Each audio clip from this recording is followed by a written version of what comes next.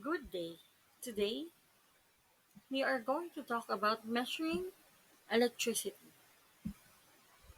And I am Elaine Oliveira, your presenter for today. As you know, electric energy is produced when electrons in an atom are excited due to movement or added heat.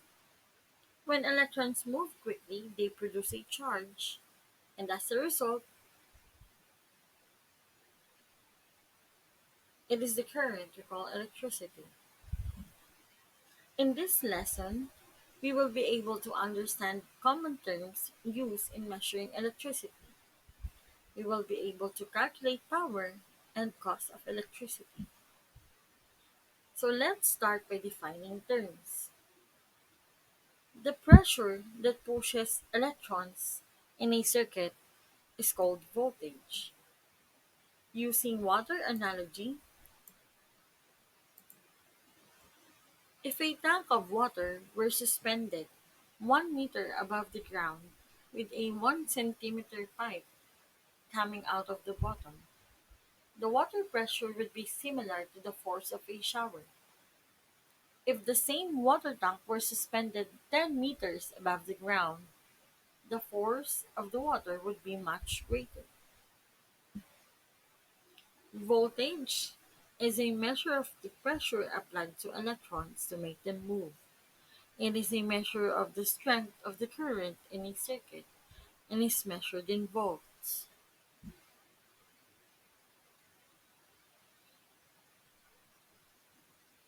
The flow of electrons can be compared to the flow of water.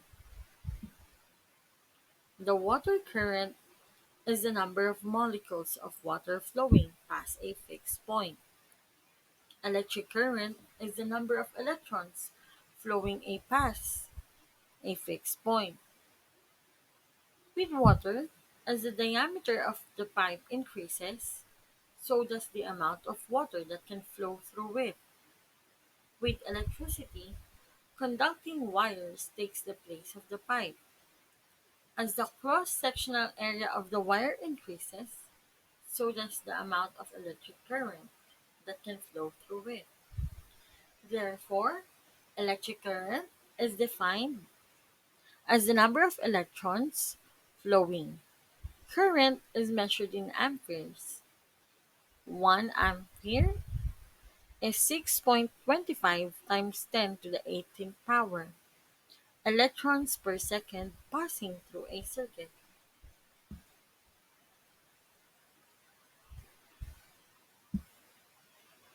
Using the water analogy, resistance is anything that slows water flow, such as a smaller pipe or fins on the inside of the pipe.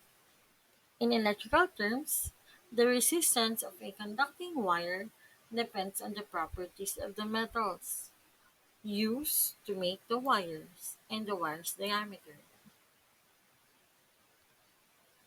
Copper, aluminum, and silver are some of the metals used in conducting wires. They have different resistance. Resistance is measured in units called ohms.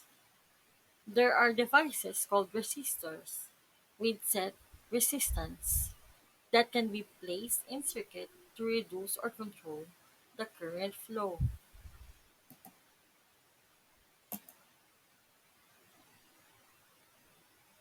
George Simon Ohm, a German physicist, discovered that in many materials, especially metals, the current that flows through a material is proportional to the voltage.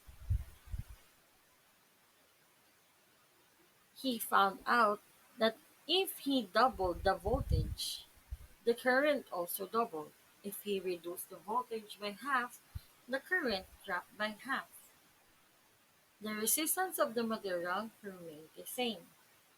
We can say that Ohm's law means the current flowing through a circuit is directly proportional to the voltage and inversely proportional to resistance. This relationship can be described using a simple formula. Voltage is equals to current times the resistance.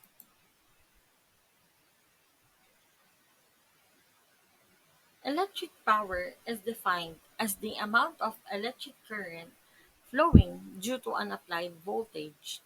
It is the amount of electricity required to start or operate a load for 1 second. Electric power is measured in watts. The formula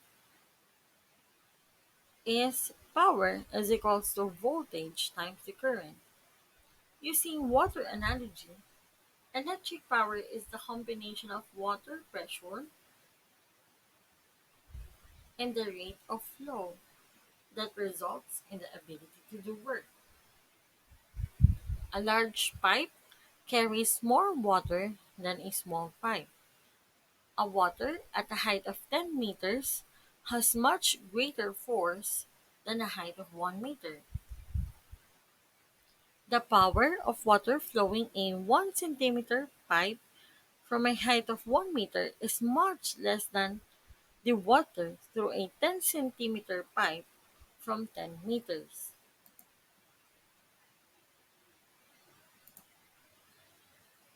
Let's go to electrical energy.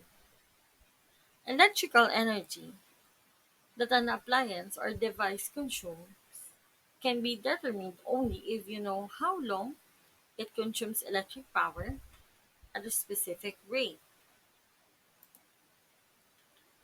To find the amount of energy consumed, you multiply the rate of energy consumption by the amount of time that is being consumed. Electrical energy is measured in watt hours. Energy is equals to power times time. So let's have this as an example. If you read for 5 hours with a 100 watts light bulb, you would not say you use 100 watts of light energy to read your book because a watt represents the rate you use energy, not the total energy used. The amount of energy used would be calculated by multiplying the rate by the amount of time you read.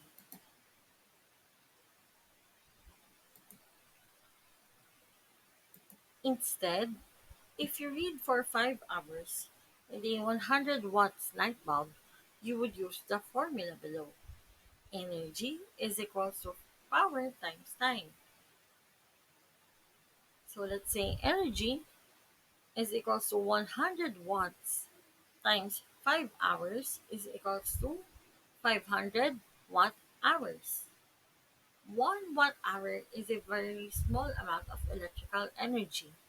Usually, we measure electric power in larger units called kilowatt hours or 1000 watt hours.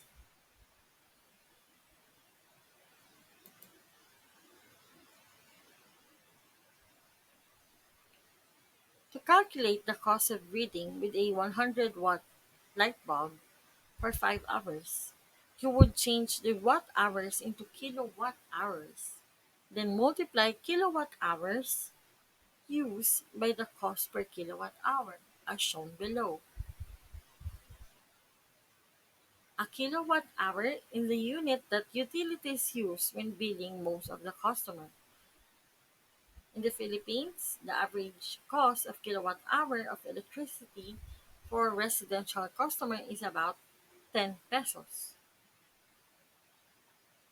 So we have 500 watt hours times 1 kilowatt hour over 100 watts is equals to zero point 0.5 kilowatt hours. Now, let us calculate the cost. Zero point 0.5 kilowatt hours times 10 pesos per kilowatt hours is equals to 5 pesos. Therefore, we can say that it would cost 5 pesos to read for 5 hours with a 100 watts light bulb.